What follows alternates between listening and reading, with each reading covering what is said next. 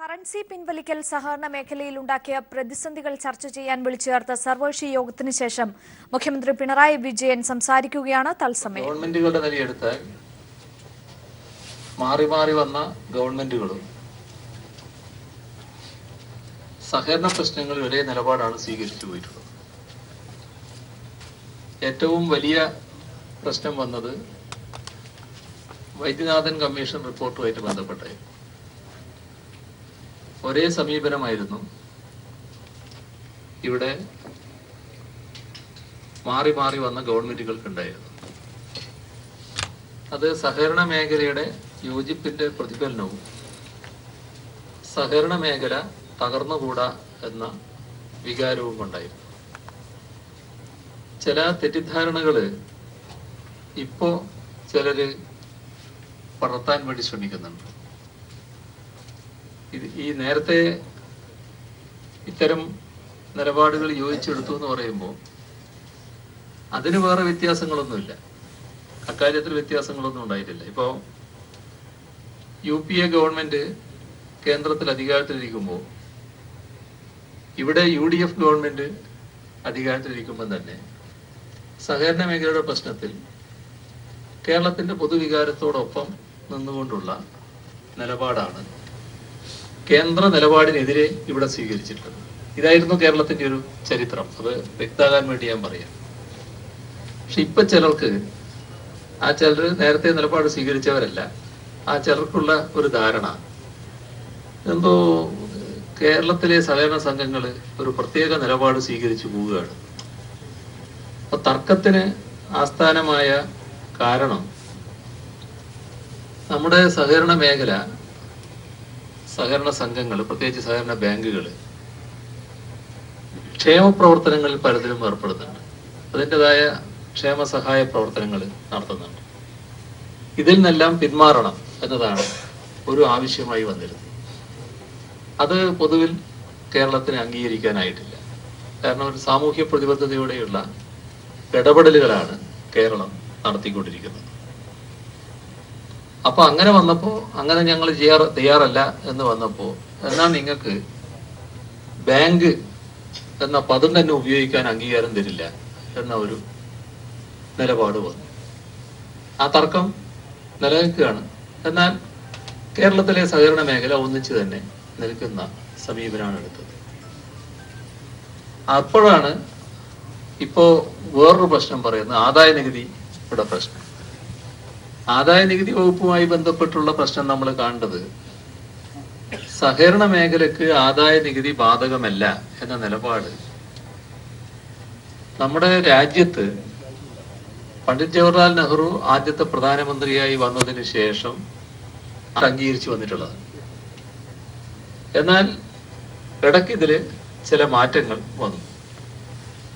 അതില് ആദായ നികുതി വകുപ്പ് പറഞ്ഞു, നിങ്ങളെ കാർഷിക വായ്പ സഹകരണ സംഘങ്ങൾ എന്ന് പറയുന്ന സംഘങ്ങൾ 51% കാർഷിക വായ്പ കൊടുക്കുന്നുണ്ടെങ്കിൽ ഞങ്ങൾ ആദായ നികുതിയിൽ നിന്ന് ഒഴിവാക്കും. അപ്പൊ കേരളത്തിന്റെ ഒരു അവസ്ഥ അപ്പോഴേക്ക് മാറി. കേരളത്തിലെ സഹകരണ സംഘങ്ങളെല്ലാം വലിയ സാമ്പത്തിക ശേഷിയുള്ള സംഘങ്ങളായി മാറി. അവര് കാർഷിക വായ്പ അല്ല, അവരുടെ വായ്പയിൽ 51%. കാരണം വലിയ തുകയാണ്. ആ തുക മറ്റു വായ്പകൾ കൂടി ഉൾക്കൊള്ളുന്നതാണ്. അപ്പോ അത് സംബന്ധിച്ച് കേസ് പോയി, സഹകരണ സംഘങ്ങൾ കേസ് പോയി. കേസിൽ സഹകരണ സംഘങ്ങൾക്ക് അനുകൂലമായി വിധിയും കിട്ടി. ഇതാണ് ആ തർക്കത്തിലുണ്ടായ കാര്യം. പിന്നെ ഉണ്ടായൊരു കാര്യം, നിക്ഷേപകര് ഈ സംഘങ്ങളിൽ, സഹകരണ ബാങ്കുകളിൽ നിക്ഷേപിക്കുന്നവർക്ക് അവർക്ക് ലഭിക്കുന്ന പലിശക്ക് നികുതി ഇളവ് നേരത്തെ ഉണ്ടായിരുന്നു. അതുമായി ബന്ധപ്പെട്ട് പ്രശ്നങ്ങൾ വന്നു. യഥാർത്ഥത്തിൽ ഇത്തരം ഇളവുകള് ഈ ചെറുകിട ദേശീയ സമ്പാദ്യ പദ്ധതി, പിന്നെ പ്രത്യേക കടപ്പത്രങ്ങൾ, അത്തരം കാര്യങ്ങൾക്കൊക്കെ സാധാരണ നൽകി വരുന്നതാണ്. ഏതായാലും ഈ നികുതി ഇളവങ്ങ് പിൻവലിച്ചു. അങ്ങനെ വന്നപ്പോ അതുമായി ബന്ധപ്പെട്ട് പിന്നെ വലിയ ഇടപെടലുകളുണ്ടായി, ചർച്ച നടന്നു. സഹകരണ മേഖലയുടെ ഇടപെടലിന്റെ കൂടി ഫലമായിട്ടാണ് ചർച്ചകൾ നടന്നത്. ആ ചർച്ചയിൽ ഒരു ധാരണയായി. 25 ലക്ഷം രൂപ വരെയുള്ള ഡെപ്പോസിറ്റ്. അത് വേറെ 25 ലക്ഷം രൂപക്ക് മേലെയുള്ള ഡെപ്പോസിറ്റ്, അതിന്റെ പലിശ നികുതി സ്രോതസ്സിൽ, പലിശക്ക് നികുതിയാണല്ലോ, അതിന്റെ സ്രോതസ്സിൽ തന്നെ പിരിക്കും. അങ്ങനെ വന്നാൽ ആ കണക്കുകൾ, വിശദാംശങ്ങൾ ബാങ്കുകൾ നൽകുകയും ചെയ്യും. ഇത് ഉത്തരവും പറയും. അതുമായി ബന്ധപ്പെട്ട് വേറെ തർക്കങ്ങൾ കിടക്കുന്നില്ല എന്നർത്ഥം. ഇത് പൂർണ്ണമായി അംഗീകരിക്കുന്നതിന് കേരളത്തിലെ സഹകരണ മേഖലക്ക് തർക്കമില്ല എന്നർത്ഥം. നേരത്തെ അത് അംഗീകരിച്ച് കഴിഞ്ഞിട്ടുള്ളതാണ്. എവിടെയെങ്കിലും നടപ്പാകാതെ ഉണ്ടെങ്കിൽ അത് നടപ്പാക്കുന്നതിന് പ്രയാസമില്ല. ഇപ്പോ ആദായ നികുതി വകുപ്പ് ഈ കാര്യത്തിൽ കണക്കുകൾ ആവശ്യപ്പെട്ടാൽ കണക്കുകൾ കൊടുക്കാൻ സഹകരണ മേഖല സന്നദ്ധമാണ്. അപ്പോൾ ആദായ നികുതി വകുപ്പുമായിട്ട് ഏതെങ്കിലും തരത്തിലുള്ള യുദ്ധത്തിനല്ല സഹകരണ മേഖല നിൽക്കുന്നത്. സഹകരണ മേഖലക്ക് നേരത്തെ ചില പ്രത്യേകതകൾ ഉണ്ടായിരുന്നു. ആ പ്രത്യേകതകൾ അനുവദിച്ച് കിട്ടണമെന്ന് ആവശ്യപ്പെട്ടു. ചില കാര്യങ്ങളിൽ കോടതി തന്നെ അംഗീകാരം തന്നു. ഈ പലിശയുടെ കാര്യത്തിൽ ഈ നിലയാണ് ഇപ്പോൾ സ്വീകരിച്ചു പോയിട്ടുള്ളത്. അപ്പോ നമ്മുടെ പുതിയ സാഹചര്യത്തില് ഇത്തരം കാര്യങ്ങളിൽ ഒന്നിച്ചു നിൽക്കണം എന്ന നിലപാട് ഞങ്ങൾ അഭ്യർത്ഥിച്ചപ്പോൾ BJPക്ക് അതിൽ കുറച്ചൊരു പ്രയാസമുണ്ട്. BJP പറയുന്നത് ഈ റിസർവ് ബാങ്കിന്റെ നിയന്ത്രണം അംഗീകരിക്കുന്നതിന് എന്താണ് തടസ്സം? റിസർവ് ബാങ്കിന്റെ നിയന്ത്രണത്തോടു കൂടി പ്രവർത്തിച്ചുകൂടെ എന്നാണ്. റിസർവ് ബാങ്കിന്റെ മാർഗനിർദ്ദേശങ്ങൾ അംഗീകരിക്കുക എന്ന് പറഞ്ഞാൽ നമ്മുടെ കേരളത്തിലുള്ള അർബൻ ബാങ്കുകളുടെ അതേ രീതിയിൽ കേരളത്തിലെ സഹകരണ ബാങ്കുകളൊക്കെ പ്രവർത്തിക്കുക എന്നുള്ളതാണ്. അതെന്താണെന്ന് എല്ലാവർക്കും അറിയാം. കേരളത്തിൽ അതായത് വായ്പ കൊടുക്കുക, അതിൻ്റെ പലിശ അടക്കം തിരിച്ചു വാങ്ങുക, വേറെ ഒരു പ്രവർത്തനത്തിലേക്കും നീങ്ങേണ്ടതായിട്ടില്ല. ഇപ്പോ നമ്മുടെ നാട്ടിലെ സഹകരണ സംഘങ്ങൾ കൃഷിക്കാർക്ക് പലിശരഹിത വായ്പ കൊടുക്കുന്നുണ്ട്. പലിശയില്ലാത്ത വായ്പ എന്നത് റിസർവ് ബാങ്കിന് ഊഹിക്കാൻ പോലും കഴിയില്ല. അങ്ങനെയൊരു സംഗതി നമ്മുടെ അർബൻ ബാങ്കുകൾക്ക് സ്വപ്നത്തിൽ പോലും കാണാൻ കഴിയും. കാരണം റിസർവ് ബാങ്കിന് അത് അനുവദിക്കാൻ കഴിയില്ല. പലിശയാണ് അവരുടെ ജീവവായു. അപ്പോ കേരളത്തിന്റെ സഹകരണ മേഖലക്കുള്ള സാമൂഹ്യ പ്രതിബദ്ധതയുടെ ഭാഗമായിട്ടാണ് ഈ നിലപാട് വരുന്നത്. അപ്പോൾ പലിശരഹിത വായ്പ അംഗീകരിക്കുന്നതിന് അവർക്ക് പ്രയാസമില്ല. അതുപോലെ തന്നെ നമ്മളെ കുടുംബശ്രീക്ക് വായ്പ കൊടുക്കുന്നുണ്ട്. കുടുംബശ്രീക്ക് വായ്പ കൊടുക്കുന്നത് ഒരു നിശ്ചിത നിരക്കിലാണ്, സാധാരണ നിരക്കിലല്ല, സാധാരണ പലിശ നിരക്കിലല്ല. ആ പലിശ നിരക്കിൽ വായ്പ കൊടുക്കാൻ സഹകരണ സംഘങ്ങൾ കഴിയുന്നുണ്ട്. അത് റിസർവ് ബാങ്കിന്റെ നിയന്ത്രണങ്ങൾക്ക് വിധേയമായിട്ടാണെങ്കിൽ അത്തരം പ്രവർത്തനങ്ങൾ നടത്താൻ കഴിയില്ല. ഇപ്പം നമ്മൾ ആലോചിച്ചാൽ മതി, നേരത്തെ EMS ഭവന നിർമ്മാണ പദ്ധതി അംഗീകരിച്ചപ്പോൾ അതിനുള്ള പണം നമ്മുടെ സഹകരണ ബാങ്കുകളിൽ നിന്നാണ് കൊടുത്തത്. റിസർവ് ബാങ്കിന്റെ നിയന്ത്രണത്തിലാണെങ്കിൽ ആ പണം കൊടുക്കാനാവില്ല. അത് അവരുടെ ചട്ടങ്ങൾക്ക് വിരുദ്ധമായിട്ടേ വരും. ഇപ്പോൾ പലരും മരുന്ന് ഷോപ്പുകൾ നടത്തുന്നുണ്ട്. റിസർവ് ബാങ്കിന്റെ നിയന്ത്രണത്തിലാണെങ്കിൽ അങ്ങനെ ഒരു കാര്യത്തെ പറ്റി ചിന്തിക്കാൻ പറ്റില്ല. കൺസ്യൂമർ സ്റ്റോറുകൾ നടത്തുന്നുണ്ട്, ചിന്തിക്കാനേ ആവില്ല റിസർവ് ബാങ്കിന്റെ നിയന്ത്രണത്തിലാണെങ്കിൽ. ഇങ്ങനെയുള്ള പല കാര്യങ്ങളാണ് സ്ഥാപനങ്ങൾ നടത്തിപ്പോകുന്നത്. ഇപ്പം പല സ്ഥാപനങ്ങളുമായി ബന്ധപ്പെട്ട് നാട്ടുകാരുടെ ഉപയോഗത്തിന് ഉപകരിക്കുന്ന ഹാളുകൾ നിർമ്മിച്ചിട്ടുണ്ട്. അതെല്ലാം ബാങ്കേതര പ്രവർത്തനമാണ്, ബാങ്കിങ്ങേതര പ്രവർത്തനമാണ്. അത്തരത്തിലുള്ള നോൺ ബാങ്കിങ് ഏർപ്പാടുകളൊന്നും നടത്താൻ പാടില്ല എന്നുള്ളതാണ് റിസർവ് ബാങ്കിന്റെ നിലപാട്. ഇപ്പോ ഓരോ സ്ഥലത്തുമുള്ള കച്ചവടക്കാർക്ക് സൗകര്യമായിട്ടുള്ള തരത്തിലുള്ള ലോൺ കൊടുക്കുന്നുണ്ട് ഈ നമ്മുടെ പ്രൈമറി ബാങ്കുകൾ. അങ്ങനെയുള്ള ഒരു കാര്യവും റിസർവ് ബാങ്കിന്റെ നിയന്ത്രണത്തിൽ നടക്കില്ല. അപ്പോൾ റിസർവ് ബാങ്കിന്റെ നിയന്ത്രണത്തിൽ ഈ ബാങ്കുകൾ വരണം എന്ന് പറയുമ്പോൾ അതിനെ എതിർക്കുന്നത് ഇതൊക്കെ കൊണ്ടാണ്. ഇതിന്റെ സാമ്പത്തിക വശത്തെ സംബന്ധിച്ച് ഒരു പ്രശ്നമില്ല. സാമ്പത്തിക വശവുമായി ബന്ധപ്പെട്ട് കർക്കശമായ പരിശോധനാ സംവിധാനം തന്നെയാണ് ഇപ്പൊ നിലനിൽക്കുന്നത്. അത് നിശ്ചിതമായ ഓഡിറ്റ് വ്യവസ്ഥയുണ്ട്. അതിനു പുറമേയുള്ള, അതായത് ജില്ലാ ബാങ്കുകളുടെ പരിശോധനയുണ്ട്. അതിനു പുറമെ വകുപ്പിന്റെ പരിശോധന കൃത്യമായി നടക്കുന്നുണ്ട്. ഓരോ സ്ഥലത്തും പ്രധാനപ്പെട്ട ബാങ്കുകളിലൊക്കെ കൺകറന്റ് ഓഡിറ്റ് സംവിധാനവും നിലനിൽക്കുന്നുണ്ട്. വിവിധ തരത്തിലുള്ള ഓഡിറ്റ് സംവിധാനമാണ് അവിടെ നിലനിൽക്കുന്നത്.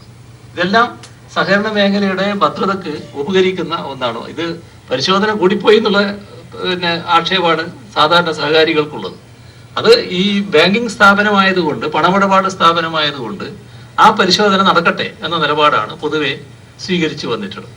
അപ്പോൾ ആ അഭിപ്രായത്തോട് യോജിക്കാൻ കഴിയില്ല. ഞങ്ങൾ അവരോട് പറഞ്ഞു, നിങ്ങൾ മനസ്സിലാക്കേണ്ടത്, ഈ കാര്യം ഞാൻ നേരത്തെ പറഞ്ഞ കാര്യം അവരോടും പറഞ്ഞു.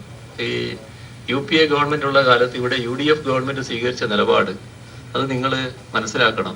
ഇത് ഇപ്പോഴത്തെ ഒരു ഭരണകക്ഷിയാണ് എന്നുള്ളത് കൊണ്ട് നിങ്ങളൊന്നും ഇതിനെ പിന്താങ്ങേണ്ടവരാണ് എന്നുള്ള തരത്തിൽ ചിന്തിക്കണ്ട എന്നുള്ളത് കൊണ്ടാണ് അത് പറഞ്ഞത്. പക്ഷെ അവര് നേരത്തെ തീരുമാനിച്ചു വന്നതാണ്, ഞങ്ങൾക്ക് ഇതിനോട് യോജിക്കാനാവില്ല എന്ന് പറഞ്ഞ് അവര് ഇറങ്ങിപ്പോകുന്ന നിലയാണ് സ്വീകരിച്ചിട്ടുള്ളത്.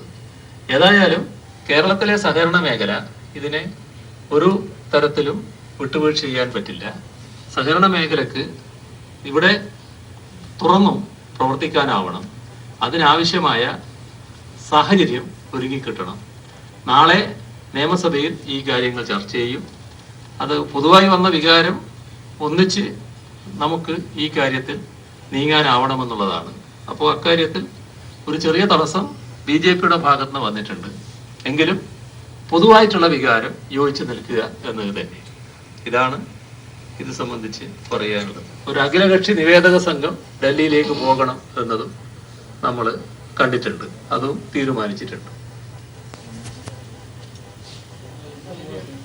അത് നാളെ സഭയിൽ വെച്ച് ആലോചിച്ചിട്ട് തീരുമാനിക്കാമെന്ന് കണ്ടു. എല്ലാവരും കൂടി ആലോചിച്ച് തീരുമാനിക്കാമെന്ന് കണ്ടു. ശരി. അല്ല, അഖിലകക്ഷി നിവേദക സംഘം പോകുന്നത് പ്രധാനമന്ത്രിയെയും ധനകാര്യമന്ത്രിയെയും കാണാനാണല്ലോ. അത് നോക്കാം എങ്ങനെയാണ്, രണ്ടുപേരെയും കാണാനാണ് ഉദ്ദേശിക്കുന്നത്. സംസ്ഥാന ഗവൺമെന്റ് ഈ അഖിലകക്ഷി യോഗമൊന്നും നിയമപരമായിട്ടുള്ള നടപടികൾ ഉദ്ദേശിക്കുന്നില്ല. ബാങ്കുകള് നിയമപരമായിട്ടുള്ള നടപടികൾ എന്തോ ആലോചിച്ചിട്ടുണ്ട്, അതവര് നിയമപരമായി ചോദ്യം ചെയ്യുന്നുണ്ട്. അതെ, അതവര് നിയമപരമായി ചോദ്യം ചെയ്യുന്നുണ്ട്. സംസ്ഥാന ഗവൺമെന്റും അഖിലകക്ഷിയും അങ്ങനെ ഒരു കാര്യം ആലോചിച്ചിട്ടില്ല.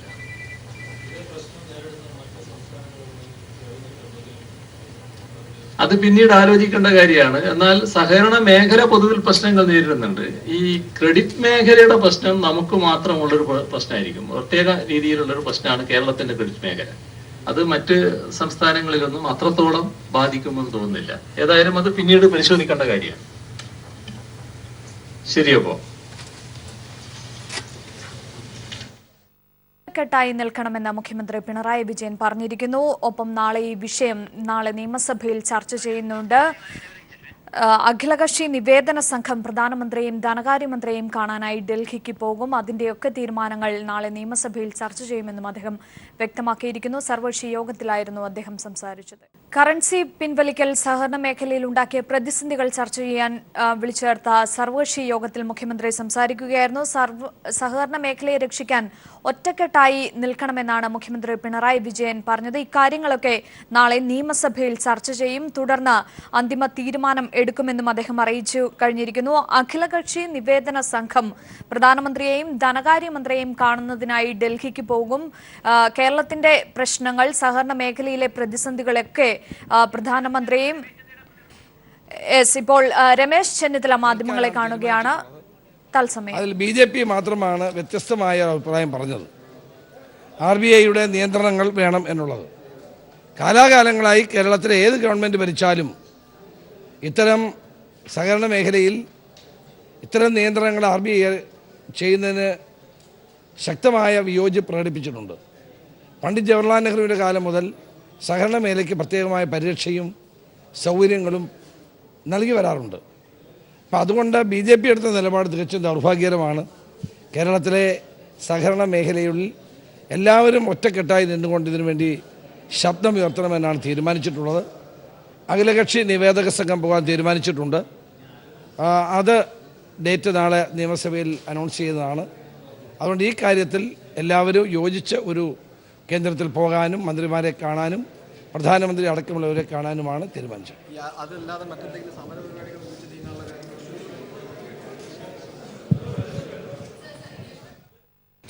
യെസ്, രമേശ് ചെന്നിത്തല മാധ്യമങ്ങളെ കാണുകയായിരുന്നു. BJPയുടെ നിലപാട് അത് തീർത്തും ദൗർഭാഗ്യകരമാണ്. സഹകരണ മേഖലയെ രക്ഷിക്കാനായി ഒറ്റക്കെട്ടായി തന്നെ പ്രവർത്തിക്കണമെന്നുമാണ് പ്രതിപക്ഷ നേതാവ് കൂടിയായ രമേശ് ചെന്നിത്തലയും ഇപ്പോൾ വ്യക്തമാക്കിയിരിക്കുന്നത്. അഖിലകക്ഷി നിവേദന സംഘം ഡൽഹിക്ക് പോകുമെന്നും അദ്ദേഹവും അറിയിച്ചിരിക്കുകയാണ്.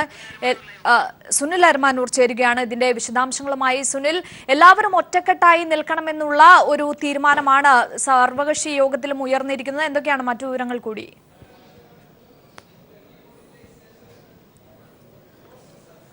അഞ്ജു, ഇന്ന് ചേർന്ന സർവകക്ഷി യോഗത്തിൽ സഹകരണ മേഖലയിലെ പ്രതിസന്ധി അല്ലെങ്കിൽ സഹകരണ മേഖല ഇപ്പോൾ നേരിടുന്ന പ്രശ്നങ്ങൾക്ക് പരിഹാരം കാണാൻ എല്ലാവരും ഒരുമിച്ച് മുന്നോട്ട് പോകണം എന്നുള്ള ഒരു പൊതുവികാരമാണ് യോഗത്തിൽ ഉയർന്നതെന്ന് യോഗ തീരുമാനങ്ങൾ വിശദീകരിച്ചുകൊണ്ട് മുഖ്യമന്ത്രി പിണറായി വിജയൻ വാർത്താ സമ്മേളനത്തിൽ വ്യക്തമാക്കുകയുണ്ടായി. പക്ഷേ BJPക്ക് മാത്രമാണ് എതിർപ്പുള്ളത്. പക്ഷേ BJP കാണിക്കുന്ന എതിർപ്പ് സംബന്ധിച്ച കാര്യങ്ങളിൽ വ്യക്തത അവരോട് തന്നെ ഈ യോഗത്തിൽ പറയുകയുണ്ടായി. എന്നാലും അവർ അതിന് വഴങ്ങാതെ RBIയുടെ നിർദ്ദേശങ്ങൾ അനുസരിച്ച് ഇവിടുത്തെ സഹകരണ ബാങ്കുകൾ പ്രവർത്തിക്കണം എന്നുള്ളൊരു ആവശ്യകതയാണ് അവർ മുന്നോട്ട് വെച്ചത്. ഇതൊരിക്കലും ഇവിടുത്തെ സാഹചര്യത്തിൽ മുന്നോട്ട് പോകാൻ കഴിയുകയില്ല. കാരണം പല രീതിയിലുള്ള വായ്പകളാണ് ഇവിടെ സഹകരണ ബാങ്കുകൾ വഴി കൊടുക്കുന്നത്. അതെല്ലാം ഇല്ലാതെ പോകുന്ന ഒരു സാഹചര്യം വരും. അത് ലക്ഷക്കണക്കിന് വരുന്ന സാധാരണക്കാരെയാണ് ബാധിക്കുന്നത്. കുടുംബശ്രീ പ്രവർത്തകർക്കും അതുപോലെ തന്നെ തൊഴിൽ മേഖലയിൽ ചെറുകിട തൊഴിൽ ചെയ്യുന്നതിനും അതുപോലെ കച്ചവടം നടത്തുന്നതിനുമൊക്കെ വ്യത്യസ്തമായിട്ടുള്ള പലിശ നിരക്കിലാണ് വായ്പകൾ കൊടുക്കുന്നത്. ഇത് RBIയുടെ കീഴിൽ നിർദ്ദേശമനുസരിച്ച് പ്രവർത്തിക്കുകയാണെങ്കിൽ ഇതൊരിക്കലും സാധ്യമാവുകയില്ല. കേരളത്തിലെ അർബൻ ബാങ്കുകൾ പ്രവർത്തിക്കുന്നത് പോലെ പ്രവർത്തിക്കേണ്ട ഒരു സാഹചര്യമായിരിക്കും ഉണ്ടാവുക. ഇതൊരിക്കലും അംഗീകരിച്ചു കൊടുക്കാൻ കഴിയുകയില്ല. മുമ്പ് UPA സർക്കാർ കേന്ദ്രം ഭരിക്കുമ്പോൾ സംസ്ഥാനത്ത് UDF സർക്കാർ അധികാരത്തിലിരിക്കുമ്പോൾ പോലും സഹകരണ മേഖലയെ എതിർക്കുന്ന തരത്തിലുള്ള ഒരു നിലപാട് വന്നപ്പോൾ എല്ലാവരും ഒരുമിച്ച് നിന്ന് അതിനെ എതിർക്കുന്ന നിലപാട് സ്വീകരിച്ചിട്ടുണ്ട്. അതുകൊണ്ട് തന്നെയാണ് ഇപ്പോഴും പ്രതിപക്ഷവും തങ്ങളോടൊപ്പം വന്നിട്ടുള്ളത് എന്നാണ് മുഖ്യമന്ത്രി പറഞ്ഞത്. പൊതുവികാരം യോജിച്ച് മുന്നോട്ട് പോകണം എന്നുള്ളത് തന്നെയാണ്. അതുപോലെ തന്നെ സർവകക്ഷി നിവേദന സംഘം കേന്ദ്രത്തിൽ പോകും. അത് എന്ന് പോകും എന്നുള്ള ആരൊക്കെയാണ് പോകേണ്ടത് എന്നുള്ള സംബന്ധിച്ച് നാളത്തെ നിയമസഭാ സമ്മേളനത്തിന് ശേഷം ഇക്കാര്യത്തിൽ തീരുമാനമെടുക്കുമെന്ന് മുഖ്യമന്ത്രി പിണറായി വിജയൻ പറഞ്ഞു. നാളെ നിയമസഭാ സമ്മേളനം ചേരുന്നത് ഈ ഒരു വിഷയം മാത്രം ചർച്ച ചെയ്യുന്നതിന് വേണ്ടിയിട്ടാണ്. ഇത് ചർച്ച ചെയ്ത ഒരു പ്രമേയം നാളത്തെ സഭ പാസ്സാക്കാനുള്ള സാധ്യതകളാണ് ഉള്ളത്. അതോടൊപ്പം തന്നെ ബാങ്കുകൾ നിയമപരമായി ഇപ്പോഴത്തെ കേന്ദ്ര സർക്കാരിൻ്റെ നിലപാടുകളെ ചോദ്യം ചെയ്തുകൊണ്ട് ബാങ്കുകൾ, ജില്ലാ സഹകരണ ബാങ്കുകൾ നിയമപരമായി മുന്നോട്ട് പോകുന്നുണ്ട്. മറ്റു കാര്യങ്ങൾ സമരപരിപാടികളോ അല്ലെങ്കിൽ മറ്റ് ഏതൊക്കെ തരത്തിലുള്ള മുന്നോട്ട് പോക്ക് എന്നുള്ളതിനെ സംബന്ധിച്ച് പിന്നീട് ആലോചിച്ച് തീരുമാനിക്കുമെന്നും സർവകക്ഷി യോഗ തീരുമാനങ്ങൾ വിശദീകരിച്ചുകൊണ്ട് മുഖ്യമന്ത്രി പിണറായി വിജയൻ വ്യക്തമാക്കി. സുനിൽ, BJP ഈ വിഷയത്തിൽ ഇപ്പോഴും ഇടഞ്ഞു നിൽക്കുന്ന ഒരു സമീപനം തന്നെയായിരുന്നു ഇന്നും യോഗത്തിലുണ്ടായത്.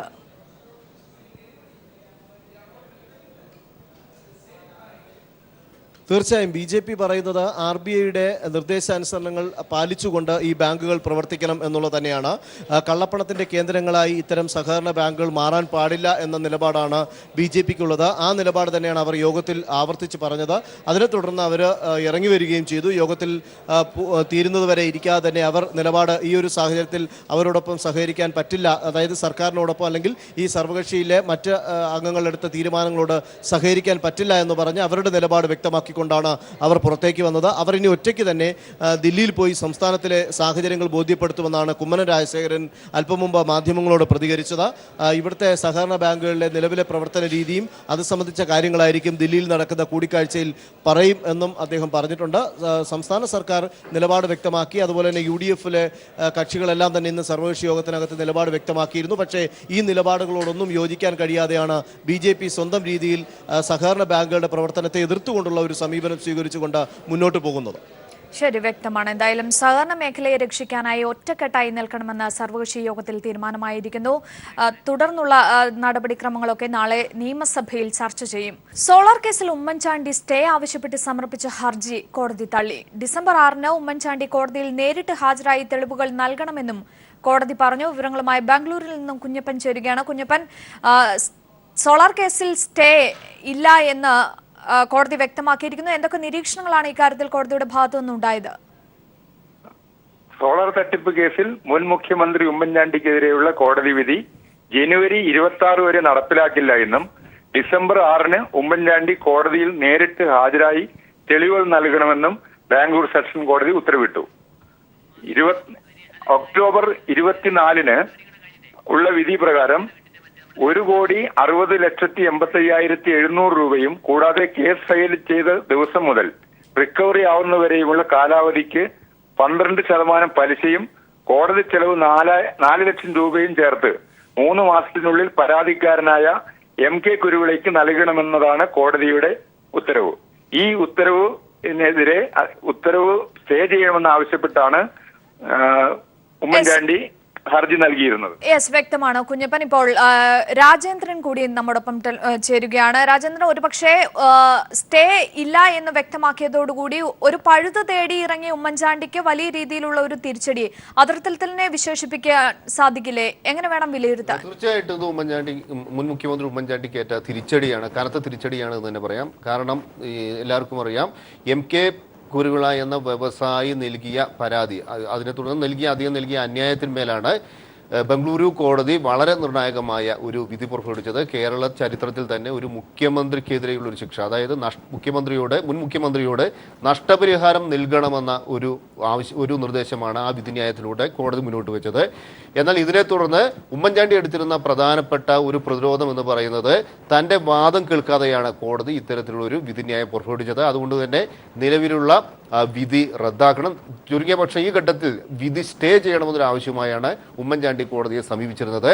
എന്നാൽ ഈ ഉമ്മൻചാണ്ടിയുടെ ഹർജിയിൽ വാദം കേട്ട കോടതി പറഞ്ഞത് ഈ ഘട്ടത്തിൽ വളരെ അടിയന്തര പ്രാധാന്യത്തോടു കൂടി സ്റ്റേ ചെയ്യേണ്ട ഒരു സാഹചര്യമില്ല, ഈ ഘട്ടത്തിൽ സ്റ്റേ ചെയ്യാൻ സാധിക്കില്ല. അതിന് കോടതി പറഞ്ഞത്, കോടതി വിധി പുറപ്പെടുവിച്ചതിന് കൂടി വിധി നടപ്പിലാക്കുന്നതിനായ ചില നടപടിക്രമങ്ങളെല്ലാം ഉണ്ട്.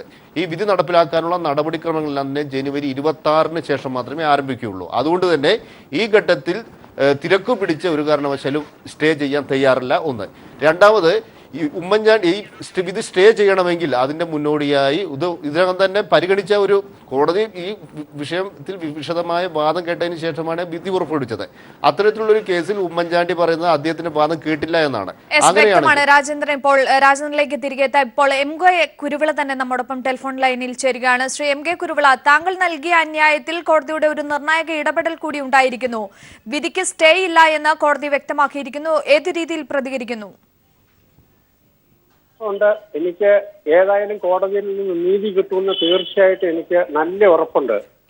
ഉമ്മൻചാണ്ടി ആ വിധി സ്റ്റേ ചെയ്യണമെന്ന് കൊടുത്ത അപ്ലിക്കേഷൻ ഇന്ന് ഡിസ്മിസ് ചെയ്തു. ശരി, വ്യക്തമാണ്. MK കുരുവിളയായിരുന്നു പ്രതികരിച്ചതിന്. വളരെയധികം നന്ദി ശ്രീ MK കുരുവിള. ഒപ്പം രാജേന്ദ്രൻ, കുഞ്ഞപ്പൻ എന്നിവരാണ് വിവരങ്ങൾ നൽകിയത്. ശബരിമലയിൽ ആനപ്പുറത്ത് എഴുന്നള്ളിപ്പ് പൂർണ്ണമായും ഒഴിവാക്കി. പകരം സംവിധാനമായ ജീവിത സമർപ്പണം സന്നിധാനത്ത് നടന്നു. ഹൈക്കോടതി ഉത്തരവിനെ തുടർന്നാണ് ആനയെ ഒഴിവാക്കി പകരം സംവിധാനം ഏർപ്പാടാക്കിയത്.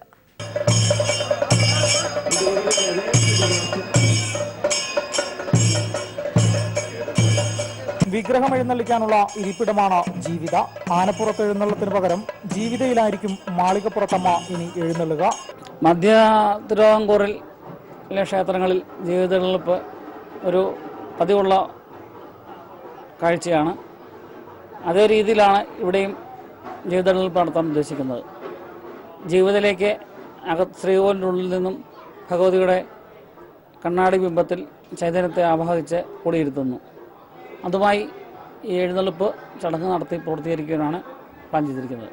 കഴിഞ്ഞ വർഷം എഴുന്നള്ളിപ്പിന് കൊണ്ടുവന്ന ആനയുടെ ചവിട്ടേറ്റ തീർത്ഥാടക മരിച്ച സാഹചര്യത്തിൽ ഹൈക്കോടതിയുടെ ഉത്തരവ് പ്രകാരമാണ് ആനയെ ഒഴിവാക്കിയത്. പ്ലാവിലാണ് ജീവിത നിർമ്മിച്ചിരിക്കുന്നത്. ഗോപിനാഥൻ ആചാര്യയും മകൻ സുരേഷ് കുമാറുമാണ് ഇതിന്റെ ശില്പികൾ. തന്ത്രി കണ്ഠര രാജീവര്, മാളികപ്പുറം മേൽശാന്തി മനു നമ്പൂതിരി തുടങ്ങിയവർ മാളികപ്പുറത്തെ ജീവിത സമർപ്പണത്തിൽ പങ്കെടുത്തു. ബിജേഷ് നടുവിൽ, സന്നിധാനം. ഡിസൈനർ വസ്ത്രങ്ങളുടെയും ആഭരണങ്ങളുടെയും കലവറയായ ജോൻ ഡിസൈൻസിന്റെ ഷോറൂം കൊച്ചിയിൽ പ്രവർത്തനം ആരംഭിച്ചു. പാടിവട്ടത്ത് പത്മശ്രീ ഭരത് മമ്മൂട്ടി ജോൻ ഡിസൈൻസ് ഷോറൂം ഉദ്ഘാടനം ചെയ്തു. എറണാകുളം നഗരത്തിൽ പോയി ഷോപ്പിംഗ് നടത്താൻ ബുദ്ധിമുട്ടുള്ളവർക്ക് ജോൻ ഡിസൈൻസ് മുതൽക്കൂട്ടാകുമെന്ന് മമ്മൂട്ടി പറഞ്ഞു.